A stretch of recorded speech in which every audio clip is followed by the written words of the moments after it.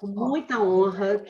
Simone fala demais de você. Eu ando fuxicando o seu Instagram, maravilhada com suas falas, com os seus artigos que você escreve. Muito obrigada por você estar aqui com a gente. Uma alegria imensa estar aqui com vocês. Eu estava, desde que tu começaste a falar, Carla, mandando mensagem para si no WhatsApp. Sim, obrigada por esse presente. Obrigada, obrigada pelo convite para estar aqui, né, num momento tão potente. Eu me sinto muito abençoada, né, muito como quem recebe um bálsamo, né, em dias tão difíceis, né, em que a lógica do lucro acima da vida, em que a gente vê a mercantilização da vida falando tão alto, em que agora mais que nunca existem aquelas e aqueles que merecem viver e quem pode ser deixado morrer, como aquele Mendes fala tão bem.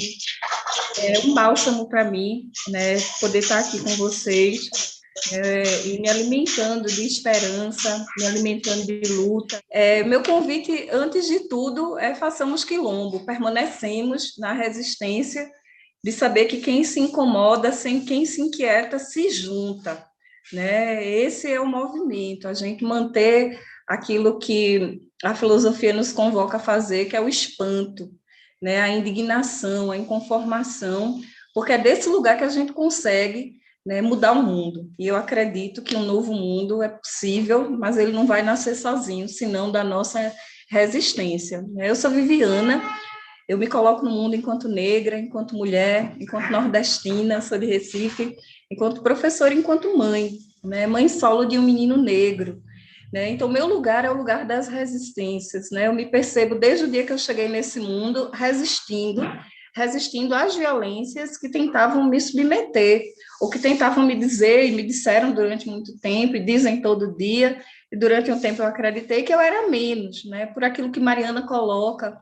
muito bem, né? Porque tinha uma norma, tinha um padrão, e no momento que eu não era nem a norma nem o padrão, eu era menos, eu era o outro das relações, né? E isso começou na minha vida muito cedo, embora essa violência, porque isso é violência, é isso que eu venho tentando dizer durante muitos anos, né, de que esse processo de tentativa de fazer com que as pessoas coincidam aquilo que é a norma, ou esse processo que é tão invisível de construir normas e fazer com que quase todo mundo no mundo seja o outro, né, é um processo de violência.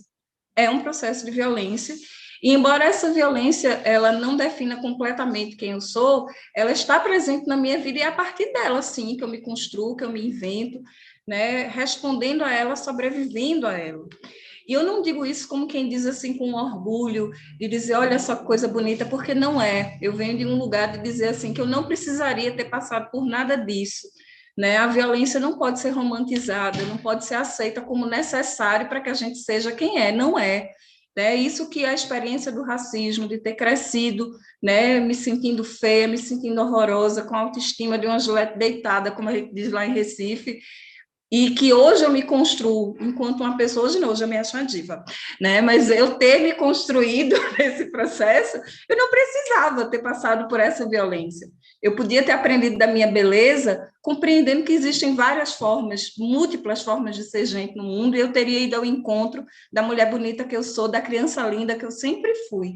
Né? Então, eu venho com muita insistência dizer para as pessoas que eu acho que a resiliência é necessário, mas que eu quero mais é ser feliz, porque quando a gente traz com muita força apenas o discurso da resiliência, é como se ao mesmo tempo a gente estivesse naturalizando que situações de violência precisam acontecer, e a gente não questiona a violência, a gente só louva e celebra como que ela resiste à violência. Eu não quero, eu tenho um texto que eu digo assim, resiliência é uma pinóia, eu quero é ser feliz, eu quero é não ser violentada.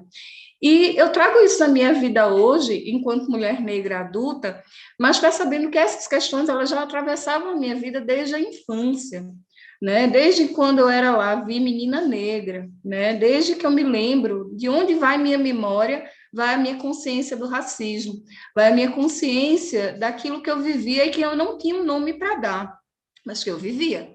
E exatamente por não conseguir dar um nome, aquilo se transformava numa prisão intransponível, porque eu não conseguia enxergar as paredes que me cerceavam. Eu sabia que tinha alguma coisa acontecendo, mas eu não sabia dizer o que era. E eu venho de uma família interracial, o meu pai é branco, a minha mãe é negra, a minha mãe negra tem uma mãe neta de portugueses e um pai negro.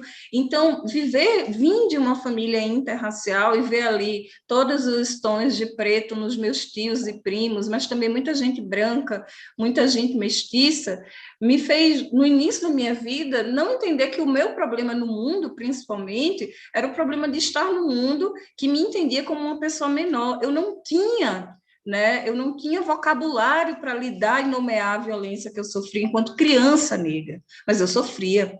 Mas eu sabia na escola que eu não era bonita, porque quando as meninas bonitas elas eram escolhidas, elas nunca se pareciam comigo. Né? Quando as pessoas decidiam fazer festivais para primavera ou festas de não sei o quê, que iam pentear os cabelos, o meu cabelo nunca era um cabelo que era penteado. Eu sempre era deixada para trás. E aí alguma professora de bom coração fazia um tipo, né, enfeite para o cabelo, mas eu não era entre as meninas escolhidas. Então, embora eu não soubesse nomear, eu simplesmente sabia que tinha alguma coisa errada comigo. O que esse processo fazia comigo era o processo de me dizer, né, que tinha alguma coisa errada comigo. E por não saber nomear, não entender que numa sociedade racista, enquanto pessoa negra, eu era entendida como uma pessoa de menos valor, o que esse processo fez por mim foi o processo de incidir da maneira mais perversa possível sobre a construção da minha autoestima e da minha autoaceitação. Tudo nisso, desse corpo, passaram a ser coisas odiadas por mim. Eu não queria esse cabelo, eu não queria esse nariz, eu não queria essa boca, porque esse nariz não era o nariz das bonecas. Esse nariz não era o nariz, né, que a gente aprende a desenhar na escola. Porque a gente aprende a desenhar nariz na escola. Embora a gente seja pessoas de diversos formatos de narizes, a gente aprende que o nariz bonito é esse aqui, né? Quando a gente desenha e a gente faz esse nariz aqui, mas a gente podia aprender a desenhar um narizinho assim, que seria o nariz de uma pessoa negra, mas a gente não aprende, porque até a forma como a gente ensina as criancinhas a desenhar é uma forma de desenhar uma identidade eurocêntrica, que não é a identidade de todas as pessoas, mas ainda com um padrão de eurocentrismo, porque tem diversos tipos de narizes, mas o nariz bonito é o narizinho arrebitado.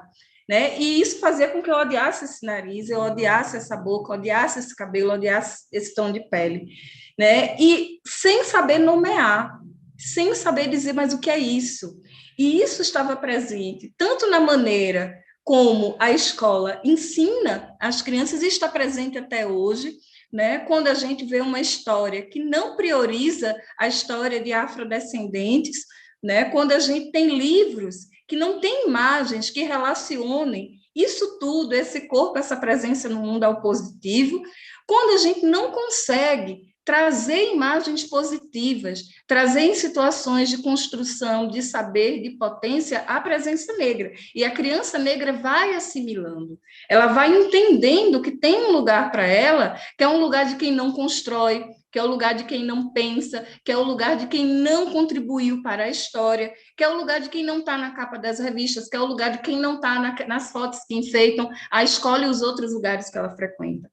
Então, ela passa a ter muita vergonha de quem ela é. Esse é um primeiro movimento que as crianças constroem. É o movimento de vergonha, do encolher-se, do querer ser invisível. Mas o outro movimento é o movimento de dizer, não, eu não sou não. E aí é muito comum a gente encontrar crianças negras que vão dizer assim, mas eu não sou negra. E a criança é tão pretinha que parece uma jabuticaba, né? Mas ela diz assim, não, eu não sou negra, não.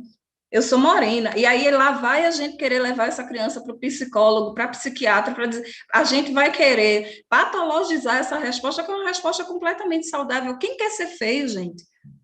Quem quer ser horrível? Quem quer ser escravizado, representado de uma maneira tão perversa? É um constrangimento a maneira quando a gente ensina a história africana no Brasil, que é o único momento que a criança negra se vê, que é saindo de um navio com farrapos, e ela dizer assim, eu quero ser isso, eu não quero. Então, a gente precisa entender que isso atravessa a vida das crianças desde o começo da sua vida. E a gente precisa, muito cedo, ampliar esse repertório. Eu não digo que a gente precisa apagar a história da escravidão, mas a gente precisa entender que a gente, enquanto África no mundo, é muito mais do que a escravidão. A gente precisa, indo ao encontro do que Mariana trouxe, a gente precisa acabar com essa mania de dizer que tem uma norma. E eu costumo dizer, sabe, Mariana, que eu não falo nem em diferença, eu falo em diversidade, porque eu acho que toda diferença reitera uma norma. Eu tenho uma irmã gêmea e eu sempre fui a gêmea ruim, sabe? Então, quando as pessoas diziam assim, Vivi é muito diferente de Vita, o que elas estavam querendo dizer é que Vivi devia ser Vita, mas Vivi não é Vita, Vivi é inferior. Então, se as pessoas soubessem apenas que existiam Vivis e Vitas, eu não teria crescido com a impressão que minha irmã era muito melhor do que eu. Né? Eu apenas era diferente, eu apenas era uma outra forma de pessoa no mundo. Então, que a gente possa perceber que a gente precisa falar com as crianças muito cedo, não apenas com as crianças negras, mas com as crianças de todas as origens étnico-raciais, que existem diversas formas de ser no mundo, e que essas diversas formas de ser no mundo são todas maravilhosas. Se a gente não sabe, pesquisa. E se a gente não sabe, estuda, porque isso é prioritário, né? A ausência desse conteúdo faz com que a gente passe por um processo de muito sofrimento, sofrimento que muitas pessoas negras, mesmo adultas, ainda vivenciam, que é o sofrimento de ter um ideal de ego branco, que é um ideal de ego, portanto, inalcançável. É viver uma vida, né, querendo ser aquilo que não será e inconformado porque quem se é. Eu acho que gente foi feita para ser feliz, inclusive gente preta. Obrigada.